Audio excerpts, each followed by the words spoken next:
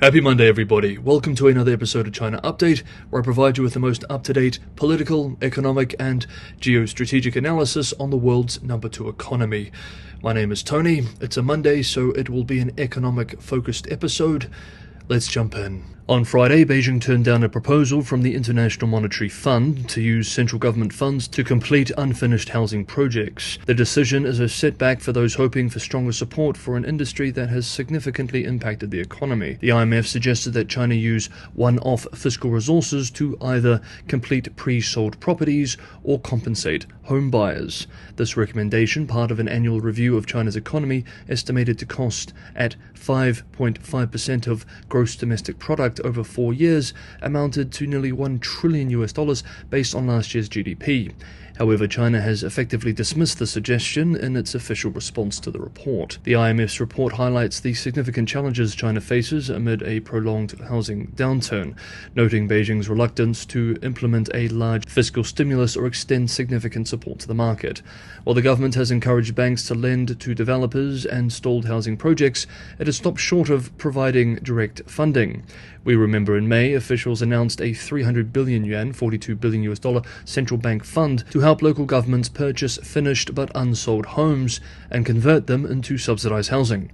This measure aims to reduce the massive housing inventory, but falls short of the 1 to 5 trillion yuan some analysts believe is necessary for a more comprehensive solution.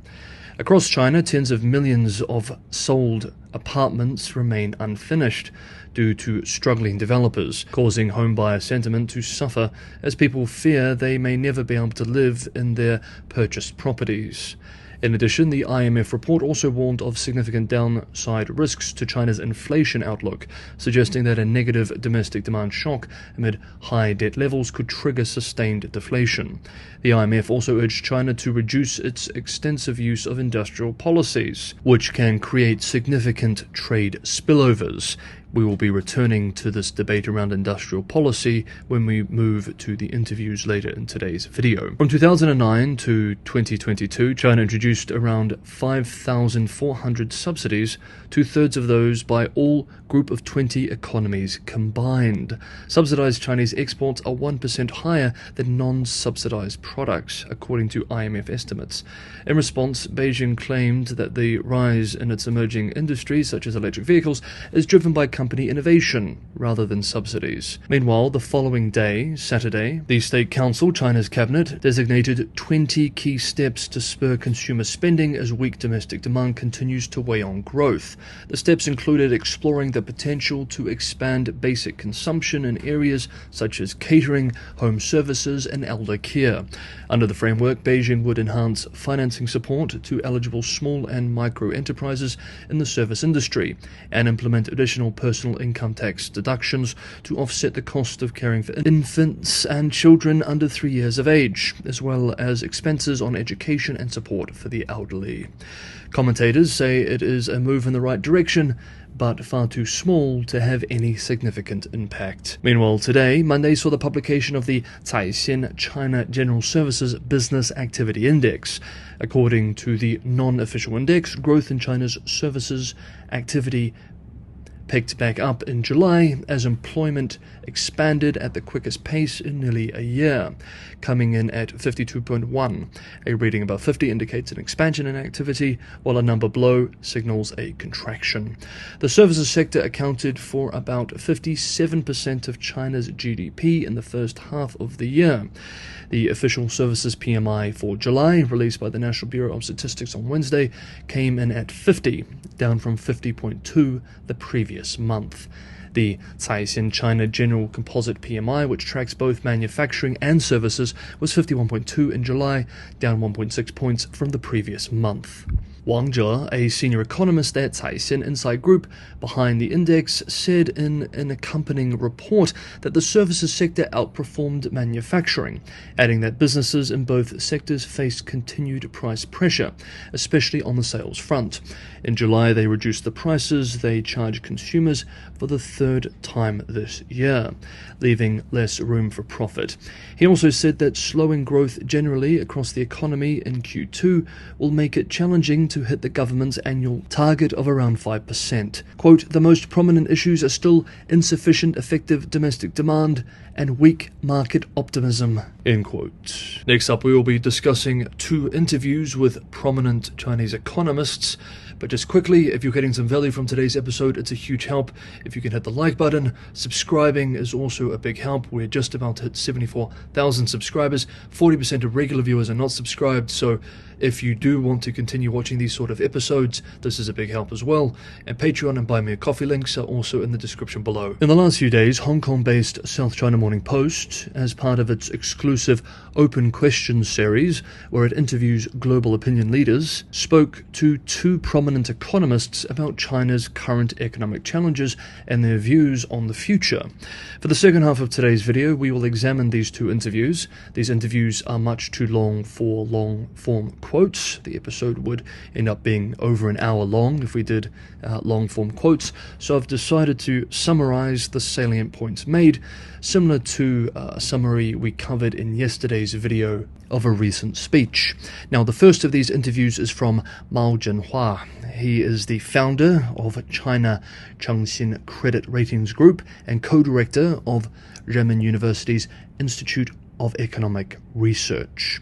In his interview, Mao shared his perspectives on the ongoing crisis in China's property market, which he predicted a decade ago. According to Mao, the property market has emerged as the most critical issue affecting China's economy.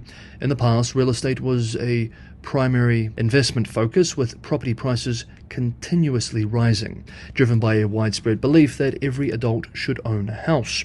This belief pushed property prices to unprecedented heights around 2017, creating a bubble that was on the verge of bursting. Mao observed that Evergrande began offering 20% discounts as a selling strategy as early as 2016. While initially seen as an isolated case, Mao believed it signaled a broader issue within the real estate industry. Prices had peaked and were set to decline. He urged regulators to conduct more stress testing, particularly in the banking sector, which had not sufficiently assessed the total debt repayment capacity of the real estate industry. The lack of adequate stress testing meant that the problems faced by Evergrande could soon spread to other real estate companies, a prediction that proved accurate as many companies neared bankruptcy because policies were adjusted. By 2021, Mao concluded that China did not need so many large real estate companies due to oversupply. He noted that the real estate sector might cease to be a pillar industry in China, similar to European countries with slow population growth and ample inventory. The downward trend in prices could lead to major issues, such as the contraction of household balance sheets. In response to the crisis, the Chinese government implemented several measures, including cutting minimum mortgage rates and converting unsold flats into social housing. However, Mao criticized these policies for being launched slowly and failing to fully reverse the decline in prices. Mao suggested imposing restrictions on supply, such as freezing new construction sites and projects to signal limited supply to the market. Despite a decline in real estate investment over the past few years, the annual volume remains significant. He emphasized that the notion of real estate construction as the main economic contributor must be abandoned. By the end of May, the total area of commercial housing for sale was over 743 million square meters, a significant increase from previous years. He highlighted the vast land holdings of developers and doubted the market's ability to generate sufficient demand for future developments. Mao also addressed the severe problem of Chinese household debt.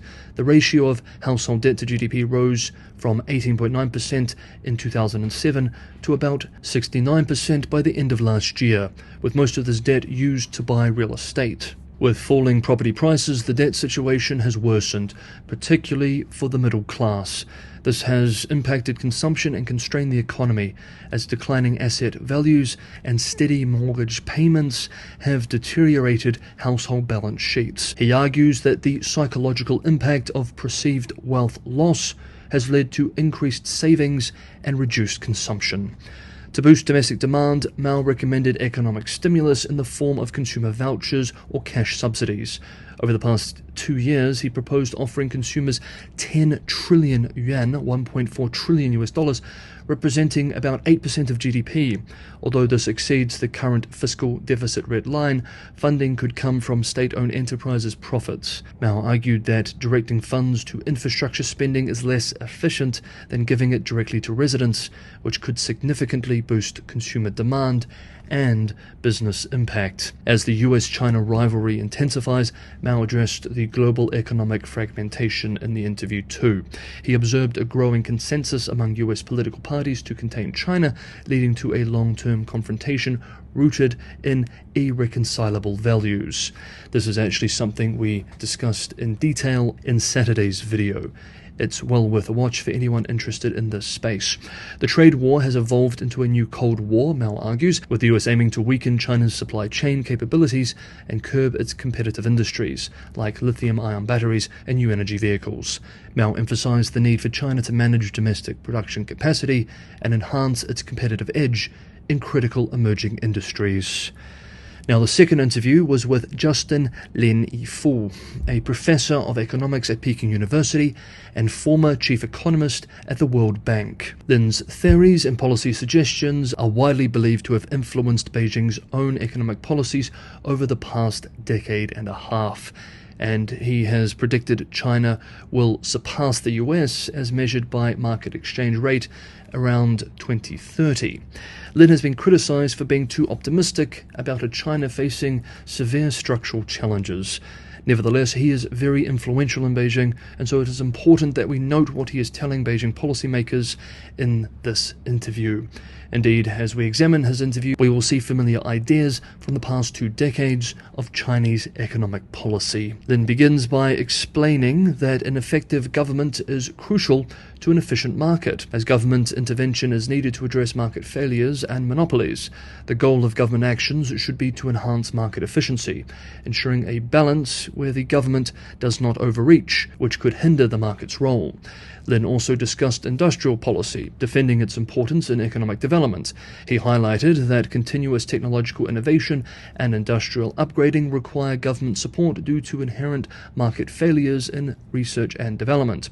He argued that developing countries like China must climb the industrial ladder based on comparative advantage.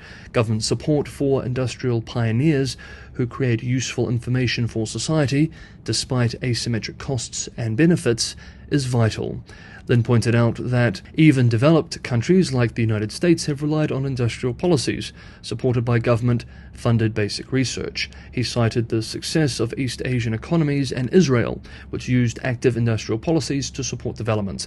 He advocated for studying successful industrial policies to increase their effectiveness and reduce failures. On China's economic future, Lin projected that China will become the world's largest economy by around 2030, rejecting the notion that China will follow in Japan's path into economic stagnation. 5 years ago, this was a consensus view.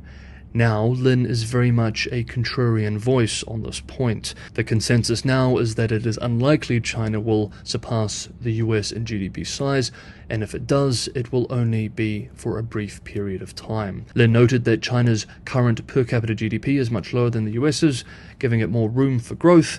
China also has advantages in new industries like AI and big data, a large skilled workforce, a significant domestic market, the best manufacturing ecosystem, and a combination of an efficient market with effective government support, he argues. Lin contrasted China's situation with Japan's post-Plaza Accords, where Japan gave up industrial policy, leading to economic stagnation. He argued that China would not make the same mistake and would continue to develop through active industrial policy. This argument, particularly his description of what happened with Japan and what led to its decades of stagnation, has been challenged by leading economists and again is considered contrarian. Addressing private sector sentiment, Lin acknowledged that while some private firms lack confidence, many in sectors like EVs, solar panels, and lithium batteries are thriving. He attributed the lack of confidence in some sectors to external factors like the global economic slowdown and trade issues. On this point, though, we should also observe that these sectors, which seem to be doing well, represent a tiny slither of China's businesses across the economy. Regarding key reform tasks from the third plenum, Lin highlighted fiscal and tax reform, particularly addressing local government debts. He noted that local government's inability to run deficits led to hidden debts from infrastructure projects. Lin argued that matching local governments' fiscal revenues with their responsibilities and central government funding for infrastructure projects would help resolve these issues. Lin also underscored the importance of hukou, household registration reform, in facilitating urbanization and improving public service access for rural migrants. This reform is essential for further deepening the market economic system and establishing a united national market. In response to US technological containment and tariff threats, Lin advocated leveraging China's advantages to develop its economy and maintain openness.